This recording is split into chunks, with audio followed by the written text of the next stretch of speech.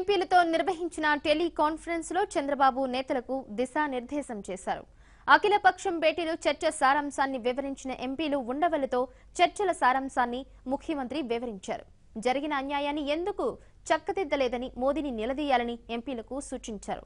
పార్టీల నేతలను కలిసి మద్దతు కోరినందుకు ఎంపీలను అభినందించిన సీఎం ఇదే స్ఫూర్తి పార్లమెంటు సమావేశాల్లో చూపాలన్నారు. సీఎం చంద్రబాబు ఎప్పటికప్పుడు ఢిల్లీ పరిణామాలను గమనిస్తుంటానని, ఒక లక్ష్యం కోసం మనం పోరాటం చేస్తున్నామని, భావితరాల భవిష్యత్తు కోసం పోరాడుతున్నామని, ఏ పరిణామానికైనా సిద్ధంగా ఉండి పోరాటం చేయాలని దిశానిర్దేశం చేశారు.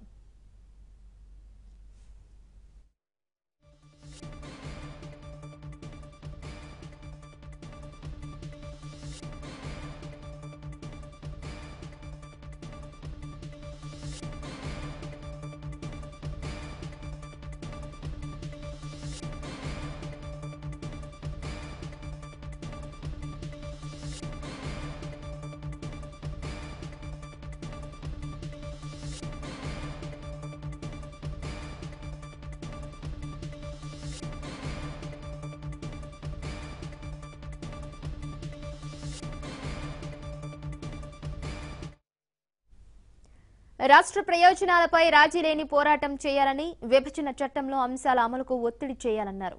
ప్రధాని హామీలు ఎందుకు అమలు చేయరని సభ సాక్షిగా నిలదీయాలని ఆదేశించారు. పోరాటం మనకు కొత్తేమీ కాదని, అన్యాయం చక్కదిద్దామని నాడు బీజేపీ చెప్పిందని, ఇప్పుడు బీజేపీ నేతలే అన్యాయం చేస్తున్నారన్నారు. ఇది నమ్మిన వారిని మోసగించడం కాదా అని అన్నారు. ప్రజా కోర్టులో దోషులుగా నిలబెట్టాలన్నారు.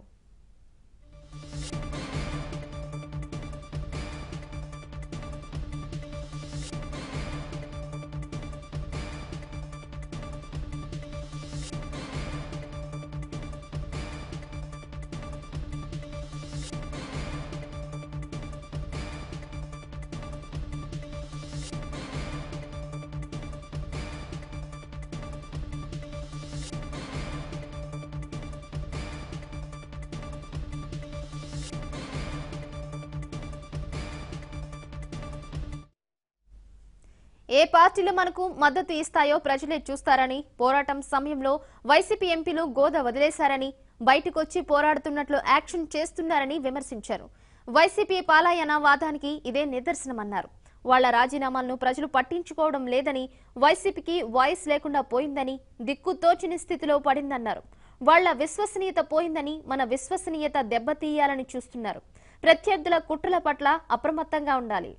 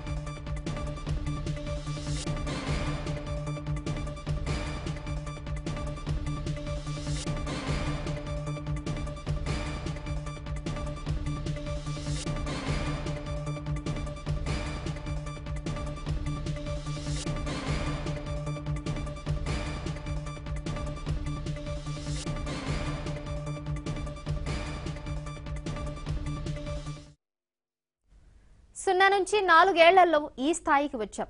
వ్యవసాయం అనుబంధ రంగాలలో ముందున్నామని ఎంపీలతో చంద్రబాబు అన్నారు. జాతీయ స్థాయిలో అనేక అవార్డులు సాధించామన్నారు. ప్రజలు అద్భుతంగా సహకరిస్తున్నా కేంద్రం సహకరించకపోవడం దుర్మార్గమని విమర్శించారు.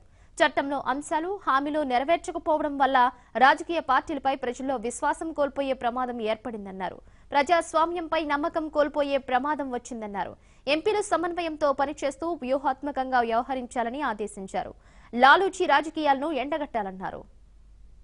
కావలసిన సమాచారం ఇవ్వడానికి అధికార యంత్రాంగం సిద్ధంగా ఉందని, ఎంపీలు దానిని సమర్థంగా వినియోగించుకోవాలన్నారు చంద్రబాబు.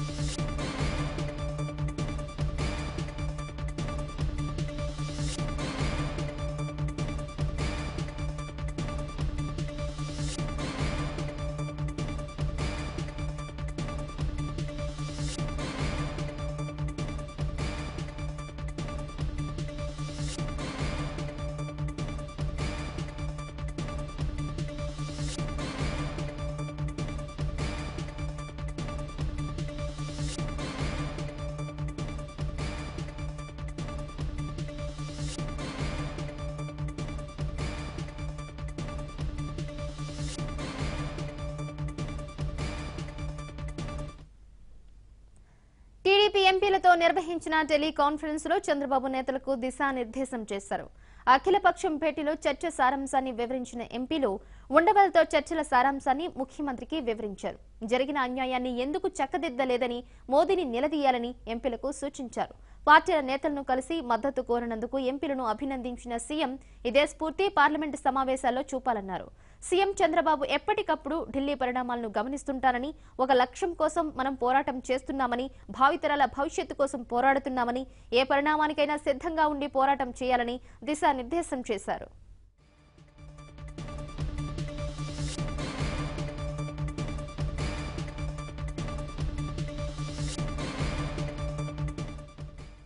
రాష్ట్ర ప్రయోజనాలపై రాజీలేని పోరాటం చేయాలని, విభజన చట్టంలో అంశాల అమలుకు ఒత్తిడి చేయాలన్నారు. ప్రధాని హామీలు ఎందుకు అమలు చేయరని సభ సాక్షిగా నిలదీయాలని ఆదేశించారు. పోరాటం మనకు కొత్తేమీ కాదని, అన్యాయం చక్కదిద్దుతామని నాడు బీజేపీ చెప్పిందని ఇప్పుడు బీజేపీ నేతలే అన్యాయం చేస్తున్నారన్నారు. ఇది నమ్మిన వారిని మోసగించడం కాదా అని అన్నారు. ప్రజా కోర్టులో దోషులుగా నిలబెట్టాలన్నారు.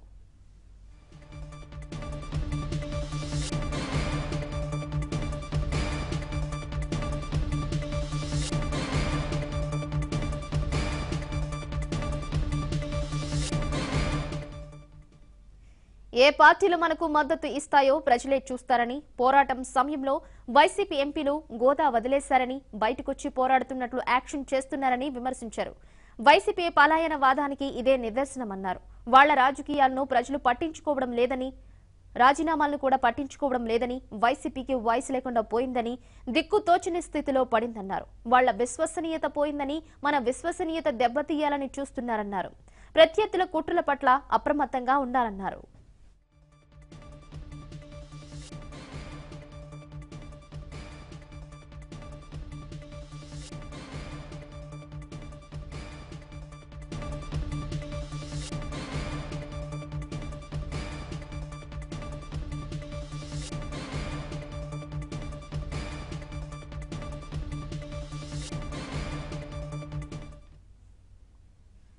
సున్నా నుంచి 4 ఏళ్లలో ఈ స్థాయికి వచ్చాం. వ్యవసాయం అనుబంధ రంగాలలో ముందున్నామని ఎంపీలతో అన్నారు చంద్రబాబు. జాతీయ స్థాయిలో అనేక అవార్డులు సాధించామన్నారు. ప్రజలు అద్భుతంగా సహకరిస్తున్నా కేంద్రం సహకరించకపోవడం దుర్మార్గమని విమర్శించారు. చట్టంలో అంశాలు, హామీలు నెరవేర్చకపోవడం వల్ల రాజకీయ పార్టీలపై ప్రజల్లో విశ్వాసం కోల్పోయే ప్రమాదం ఏర్పడిందన్నారు. ప్రజాస్వామ్యంపై నమ్మకం కోల్పోయే ప్రమాదం వచ్చిందన్నారు. ఎంపీలు సమన్వయంతో పనిచేస్తుంటే వ్యూహాత్మకంగా వ్యవహరించాలని ఆదేశించారు. లాలూచి రాజకీయాలను ఎండగట్టాలన్నారు. కావాల్సిన సమాచారం ఇవ్వడానికి అధికార యంత్రాంగం సిద్ధంగా ఉందని, ఎంపీలు దాన్ని సమర్థంగా వినియోగించుకోవాలన్నారు చంద్రబాబు. ఇక పార్లమెంట్లో టీడీపీ అనుసరించబోయే వ్యూహంపై మరింత సమాచారం మా చెల్లి బ్యూరో చీఫ్ కృష్ణ అందిస్తారు. కృష్ణ, చెప్పండి, పార్లమెంట్లో టీడీపీలో ఎలాంటి వ్యూహం అనుసరించబోతుంది? మరికొద్ది సేపట్లో పార్లమెంట్ సమావేశాలు ప్రారంభం కాబోతున్నాయి. అయితే ఇప్పుడు కృష్ణా చౌదరి నివాసంలో సమావేశమయ్యారు. పార్లమెంట్ లో అనుసరించాల్సిన చర్చలపై చర్చిస్తున్నారు. అయితే కొద్దిసేపు క్రితం ఏపీ సీఎం చంద్రబాబు నాయుడు ఎంపీలందరితో కూడా టెలికాన్ఫరెన్స్ లో మాట్లాడారు. పార్లమెంట్ లో అనుసరించాల్సిన వ్యూహం ఏంటి అని వాళ్ళకు చాలా కూలంకషంగా చెప్పారు. అయితే ఎంపీలు ఈసారి పార్లమెంట్ లో ఏం జరగబోతుంది అనే దానిపై కొంత వివరణ కూడా ఇచ్చారు. నెక్స్ట్ ఎలక్షన్ జరగబోయే ఎలక్షన్ నాటికి చివరి పార్లమెంట్ సమావేశం కాబట్టి గతంలో ఇచ్చినట్టుగా ఈసారి అన్ని పార్టీలు మనకు మద్దతు ఇస్తాయా లేదా అనేది కొంత అనుమానంగా ఉంది. ఎందుకంటే ఆయా రాష్ట్రాల్లో ఆయా ప్రాంతీయ పార్టీలకు సంబంధించిన వివిధ సమస్యలు ఉన్నాయి. ఆ సమస్యలన్నింటినీ కూడా ఇప్పుడు ఆ సమస్యలన్నింటినీ ఆయా ప్రాంతీయ పార్టీలు లేవనెత్తాలని భావిస్తున్నాయి. అందుకే వారి సమస్యలపై ఈసారి చర్చ జరగాలని కూడా వాళ్ళంతా పట్టుబడుతున్నారు. అందుకే మన అవిశ్వాస తీర్మానానికి మద్దతు ఇచ్చే అవకాశం లేదు అన్నది ఈ యొక్క ఎంపీలు ఈ పార్లమెంట్ సమావేశాల్లో ఆ రాష్ట్రాలకు సంబంధించినటువంటి అంశాలు చర్చకు రాకుండా కేవలం అవిశ్వాస తీర్మానం సందర్భంగా పార్లమెంట్ వాయిదా పడుతూ ఉంటే మిగతా పార్టీలు కూడా తమకు మద్దతు ఇచ్చే పరిస్థితి లేదన్నది చాలా స్పష్టంగా తెలుస్తుంది. కాంగ్రెస్ పార్టీ కూడా అధికార పక్షానికే మద్దతు ఇవ్వాలని ఈసారి భావిస్తుంది. తలాక్ బిల్లు కానీ లేకపోతే బీసీ కమిషన్కి సంబంధించి రాజ్యాంగ భద్రత, బీసీ కమిషన్ బిల్లుకు రాజ్యాంగ భద్రత కల్పించే అంశం, వీటన్నిటికీ సంబంధించి కూడా కొంత సందిగ్ధత నెలకొనుంది. టీఎంసీ అదేవిధంగా ఆర్జేడీ లాంటి పార్టీలు కొంత ముందుకు వచ్చినప్పటికీ కూడా ఆ రాష్ట్రాల్లో ఉన్నటువంటి సమస్యలనే ప్రధానంగా ఫోకస్ చేయాలనుకుంటున్నారు. తెలుగుదేశం ప్రవేశపెట్టిన అవిశ్వాస తీర్మానానికి పెద్దగా మద్దతు రాదు అన్న కొంత అనుమానం అయితే అందరిలో ఈసారి కలిగిందనే చెప్పుకోవచ్చు. కానీ చంద్రబాబు నాయుడు మాత్రం మీ ప్రయత్నం మీరు చేయండి, మీ 16 మంది ఎవరైతే తెలుగుదేశం ఎంపీలు ఉన్నారో వాళ్ళంతా కలిసి ఈ పార్లమెంట్ సమావేశాల్లో అవిశ్వాస తీర్మానంపై చర్చ జరిగేలాగా పట్టుబడండి, అవసరమైతే మీరు సస్పెండ్ అయినా కూడా పర్వాలేదు అని ఆదేశాలు ఇచ్చినట్టుగా తెలుస్తుంది. అయితే ఈ దీంతో పాటు ఇంగ్లీష్ లో ప్రశ్నించారు. దీంతో పాటు ఏదైతే సీఎం రాసినటువంటి లేఖ కూడా ఉందో ఆ లేఖను కూడా ఇందులో జోడించారు. దక్షిణాది భాషలైనటువంటి కన్నడ, తమిళ్, మలయాళం ఈ 3 భాషల్లోనూ ఈ పుస్తకాన్ని అనువదించి అన్ని ఆ రాష్ట్రాలకు సంబంధించినటువంటి ఎంపీలందరికీ కూడా ఈ పుస్తకాలను ఇస్తున్నారు. ఇందులో మొత్తం 106 పేజీలతో కూడుకున్నటువంటి ఈ పుస్తకంలో ఏపీ సీఎం చంద్రబాబు నాయుడు ఇంతవరకు కేంద్ర ప్రభుత్వానికి ఏ లేఖలు రాశారు, కేంద్ర ప్రభుత్వంలో ఉన్నటువంటి మంత్రులందరికీ, అరుణ్ జైట్లీతో సహా నితిన్ గడ్కరీ, ఈ మంత్రులందరికీ కూడా ఏ లేఖలు ఇచ్చారు, ఏ అంశాలకు సంబంధించినట్లు లేఖలు ఇచ్చారు, అదేవిధంగా ప్రత్యేక హోదాకు సంబంధించి రాష్ట్ర ప్రభుత్వం మొదటి నుంచి కూడా కోరింది ఏంటి, కేంద్ర ప్రభుత్వం ఇస్తా అన్నదేంటి, కేంద్ర ప్రభుత్వం చివరికి ఎందుకు చేతులు ఎత్తేసింది, ఇచ్చినటువంటి ప్యాకేజీ ఇస్తా అన్నటువంటి ప్యాకేజీని కూడా అమలు చేయకుండా చివరికి ఏ రాష్ట్రాలకు కూడా ప్రత్యేక హోదా ఇచ్చేది లేదంటూ చివరికి మిగతా రాష్ట్రాలకు, హిమాలయన్ స్టేట్స్ అదేవిధంగా ఈశాన్య రాష్ట్రాలకు కూడా ప్రత్యేక హోదాను కొనసాగిస్తూ ఏపీకి మాత్రం అన్యాయం చేసింది, అందుకే ప్రత్యేక హోదా కావాలంటూ మేము మళ్లీ పట్టుబడుతున్నామంటూ ఈ 106 పేజీల ఈ పుస్తకంలో సవివరంగా ఏపీకి ఇంతవరకు 4 ఏళ్లుగా కేంద్ర ప్రభుత్వం చేస్తున్నటువంటి అన్యాయాన్ని ఎండగడుతూ ఈ యొక్క ఎంపీలందరికీ కూడా ఈ పుస్తకాలను పంచబోతున్నారు. దక్షిణాది భాషలకు సంబంధించినటువంటి ఎంపీలకు వారి భాషల్లోనే ఈ పుస్తకాలను తర్జుమా చేసి ఇస్తే మిగతా రాష్ట్రాలకు సంబంధించినటువంటి ఎంపీలు, ఎక్కువగా హిందీ మాట్లాడే ఎంపీలకు కూడా హిందీలో తర్జుమా చేసి ఇచ్చారు. ఇంగ్లీషు తెలిసినటువంటి ఎంపీలకు కూడా ఇంగ్లీష్లో ఇచ్చారు. ఇందులో చాలా క్లుప్తంగా చంద్రబాబు నాయుడు ఏదైతే ఆయా సందర్భాల్లో ప్రధాని మోదీకి రాసినటువంటి లేఖలు కూడా ఏపీ రీఆర్గనైజేషన్ చట్టాన్ని ఏ మేరకు కేంద్ర ప్రభుత్వం అమలు చేయాలి అన్న విషయాలన్నింటినీ కూడా వివరిస్తూ రాసినటువంటి లేఖలన్నింటినీ కూడా పొందుపరిచినటువంటి పరిస్థితి. ఏపీ అన్ని విషయాల అంటే విభజన సమయంలో జరిగినటువంటి అన్యాయాలు కానీ, రెవెన్యూ లోటుకు సంబంధించినటువంటి అంశం, పోలవరానికి సంబంధించినటువంటి అంశం, ఆస్తుల విభజనకు సంబంధించినటువంటి అంశం, వీటన్నిటికీ సంబంధించి ఏపీ సీఎం చంద్రబాబు నాయుడు రాసినటువంటి లేఖలన్నింటినీ కూడా ఈ 106 పేజీల పుస్తకంలో పొందుపరిచారు. దీంతో పాటు మరో లేఖను కూడా సీఎం అందరికీ కూడా ఇవ్వమన్నారు. ఇప్పటికే అన్ని ప్రాంతీయ పార్టీలకు సంబంధించినటువంటి నేతలందరినీ కూడా ఈ టీడీపీ ఎంపీలంతా బృందాలుగా ఏర్పడి ఇప్పటికే ఆయా రాష్ట్రాల్లో కలిసి వచ్చారు. ఈ రోజు కూడా పార్లమెంట్లో ఆయా పార్టీలకు సంబంధించినటువంటి ఫ్లోర్ లీడర్లందరితో కూడా ప్రత్యేకంగా సమావేశమైపోతున్నారు. ఇప్పటికే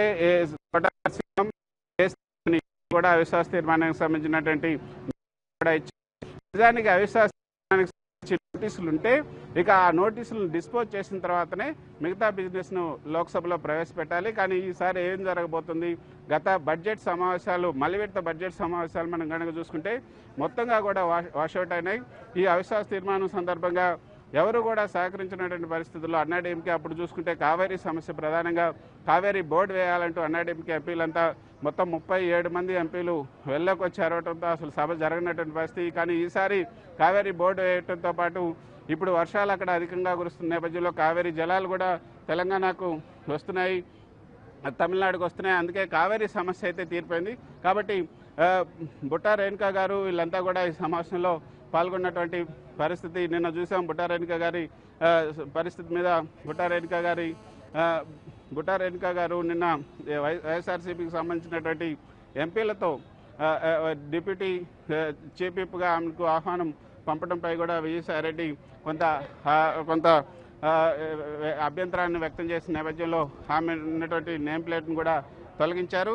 మొత్తానికి ఇప్పుడు మనం చూడొచ్చు, మన కెమెరామెన్ సతీష్ ఈ యొక్క సమావేశానికి సంబంధించినటువంటి విజువల్స్ని కూడా చూపిస్తున్నారు. అందరూ కూడా ఈ సమావేశం ముగిసింది. ఈ సమావేశానికి సంబంధించి ఇప్పుడిప్పుడే ఒక్కొక్కరు ఎంపీలంతా కూడా బయటకు వస్తున్నారు. బుట్టా రేణుకా గారు కూడా బయటకు వచ్చారు, ఈ సమావేశంలో పాల్గొన్నారు. బుట్టా రేణుకా గారు ఏం చేయబోతున్నారు, ఈ సమావేశంలో ఏ విధంగా కేంద్రంపై ఒత్తిడి తీసుకురాబోతున్నారు, ఆంధ్రాకి జరిగినటువంటి అన్యాయాన్ని ఏ విధంగా సరిచేయాలని మీరు కేంద్రంపై ఏ విధంగా ఒత్తిడి తీసుకురాబోతున్నారు? యూజువల్లీ వాళ్ళ మరి నో కాన్ఫిడెన్స్ మోషన్ని మూవ్ చేయబోతున్నాము. మరి వాళ్ళ మరి ఆ నో కాన్ఫిడెన్స్ మోషన్ని మరి టేకప్ చేస్తారా లేదా అనేది చూడాలి. ఈసారి మరి ఆల్రెడీ కూడా పెట్టడం జరిగింది. మరి ఇప్పుడు అంటే పార్లమెంట్ స్టార్ట్ అవ్వగానే చూడాలి మరి నో కాన్ఫిడెన్స్ మోషన్ తీసుకుపోతున్నారా లేదా అనేది చూడాలి. Thank you. కొనకల నారాయణ గారు ఏం చేయబోతున్నారు ఈ సమావేశంలో? ఏ విధంగా పార్లమెంటుకు సంబంధించి మీరు ప్రవేశపెట్టినటువంటి అవిశ్వాస తీర్మానానికి సంబంధించి ఈసారి చర్చకు వస్తుందని మీరు భావిస్తున్నారా? మిగతా పార్టీలు కూడా మీకు మద్దతిచ్చే అవకాశం ఉంటుందనుకుంటున్నారా? మేము లాస్ట్ టైం కూడా పార్లమెంట్లో 2 పార్లమెంట్ సమావేశాల్లో కూడా మా రాష్ట్ర సమస్యలు పరిష్కారం చేయమని చెప్పి, విభజన హామీలన్నీ అమలు చేయమని చెప్పి సభని అడ్డుకోవడం జరిగింది, కార్యకలాపాలని. అలాగే అవిశ్వాస తీర్మానం పెట్టడం కూడా జరిగింది. అవిశ్వాస తీర్మానం పైన చర్చ జరగకుండా వాళ్ళు రకరకాల కారణాలు చెప్పి వాయిదాలు వేయడం జరిగింది. మేము మళ్ళీ మా పోరాటం కొనసాగిస్తాం. ఈ వర్షాకాలం సమావేశాల్లో మా రాష్ట్ర సమస్యలు పరిష్కరించే వరకు, విభజన హామీలు అమలు చేసే వరకు కూడా ఈ పోరాటం ఆగే ప్రసక్తి లేదు. అవిశ్వాస తీర్మానం పెడతాం, సభ్యులందరి మద్దతు కోరతాం, అందరి మద్దతుతో సభలో చర్చ జరుపుతాం. చర్చ జరిపి మా రాష్ట్రానికి జరుగుతున్న అన్యాయాన్ని జాతీయ స్థాయిలో అన్ని ప్రధాన రాజకీయ పార్టీలకి తెలిసేలాగా మా సమస్య పరిష్కారం వరకు కూడా మా పోరాటం ఆగదు. ఓకే, తోట నరసింహ గారు మీరు చెప్పండి, ఈసారి చర్చకు వస్తుందని భావిస్తున్నారా? మిగతా పార్టీలు మీకు మద్దతు ఇస్తాయా? డెఫినెట్గా అప్పుడు ఆల్రెడీ ఇప్పటికే దేశంలో ఉండే అన్ని రాజకీయ పక్షాలను కూడా మా పార్లమెంట్ సభ్యులందరూ స్వయంగా కలుసుకుని వారికి మరి గౌరవ ముఖ్యమంత్రి గారు ఇచ్చినటువంటి విజ్ఞప్తిని, అలాగే ఆంధ్రప్రదేశ్కి కేంద్ర ప్రభుత్వం చేస్తున్నటువంటి అన్యాయాన్ని సంబంధించినటువంటి ఒక బుక్లెట్ని అన్నీ కూడా మేము ఇవ్వడం జరిగింది. దీనిలో భాగంగానే ఈ రోజు నుంచి మొదలవుతానే వర్షాకాల సమావేశాలు. మరి మొట్టమొదటిగా కూడా మేము అవిశ్వాస తీర్మానానికి నోటీస్ ఇవ్వడం జరిగింది. అవిశ్వాస తీర్మానానికి చర్చలు టేకప్ చేయడం కానీ, అవిశ్వాసానికి సంబంధించినటువంటి మద్దతు కూడుకట్టే విషయంలో కూడా మేము అన్ని రాజకీయ పక్షాలతో కూడా మాట్లాడడం కూడా జరుగుతుంది. వారందరూ కూడా మాకు సహకరిస్తామని హామీ ఇవ్వడం కూడా జరిగింది. ఆ రకంగా గతంలో మాదిరిగానే మరి ఈ అవిశ్వాసం మీద మనకి అన్ని రాజకీయ పక్షాలు కూడా మాకు ఆంధ్రప్రదేశ్ సంబంధించిన విషయం మీద వారు చాలా స్పష్టమైనటువంటి మరి హామీతో పాటుగా ఆంధ్రప్రదేశ్ రాజకీయ పక్షాలు కూడా మాకు చెప్పడం జరిగింది. సో ఈ రోజు జరిగినటువంటి వీడియో కాన్ఫరెన్స్ లో సీఎం గారు ఏమిచ్చారు సందేశం, ఏం దిశానిర్దేశం? తప్పనిసరిగా ఢిల్లీలో మన గతంలో ఏ రకంగా పోరాటం చేశారో మన పార్లమెంట్ సభ్యులం కూడా అదే మాదిరిగా కేంద్ర ప్రభుత్వం దిగొచ్చే వరకు కూడా మరి మన పార్లమెంట్ సభ్యులు, తెలుగుదేశం పార్లమెంట్ సభ్యులందరూ కూడా పోరాటం చేయాలని, మరి ఎప్పటికప్పుడు మరి వారి యొక్క ఆదేశాలకు అనుగుణంగా ఇక్కడ మేము మరి ఈ యొక్క ఉద్యమం కానీ లేకపోతే నిరసన కార్యక్రమాలు కానీ పార్లమెంట్ బయట లోపల కూడా చేయాలనేదే నిర్ణయం. Okay, thank you very much. Avanthi Srinivas గారు చెప్పండి, రైల్వే జోన్కి సంబంధించి ఈసారి ఏ విధంగా పోరాటం చేయబోతున్నారు? ప్రత్యేక హోదాకు సంబంధించి మీరు అనుకున్నట్లుగా ఈసారి పార్లమెంట్లో ఏమైనా చర్చకు వచ్చే అవకాశం ఉందా? బీజేపీ ఏమైనా దిగొచ్చే అవకాశం ఉందని భావిస్తున్నారు? విభజన చట్టంలో 18 అంశాలు ఉన్నాయండి. గత 4 ఏళ్ల నుంచి కూడా చట్టంలో ఏం పెట్టారో అవి అడుగుతున్నాం. ప్రత్యేక హోదా కావచ్చు, రైల్వే జోన్ కావచ్చు, కడప స్టీల్ ప్లాంట్ కావచ్చు, దుగ్గరాజపట్నం పోర్టు కావచ్చు, ఇవన్నీ కూడా మరి ఆనాడు పార్లమెంటు సాక్షిగా అప్పుడు ప్రధానమంత్రి హామీ ఇచ్చారు. ఇప్పుడు ప్రధానమంత్రి వాటిని పట్టించుకోవట్లేదు. అంటే ఈ రోజున దేశంలో 29 రాష్ట్రాలు ఆంధ్రప్రదేశ్ రాష్ట్రం ఒక భాగం కాదా?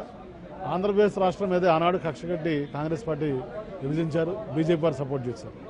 మళ్ళీ ఈ రోజున బీజేపీ వారు సహాయం చేస్తారని పొత్తు పెట్టుకున్నాం. 3.5 సంవత్సరాలు చూసాం. ప్రత్యేక హోదా అన్నారు, ప్యాకేజ్ అన్నారు. హోదా లేదు, ప్యాకేజీ లేదు, ఏమీ లేదు. తక్షణం ఇప్పటికైనా సరే ఇదేదో తెలుగుదేశం పార్టీకి బీజేపీ సంబంధించింది కాదు.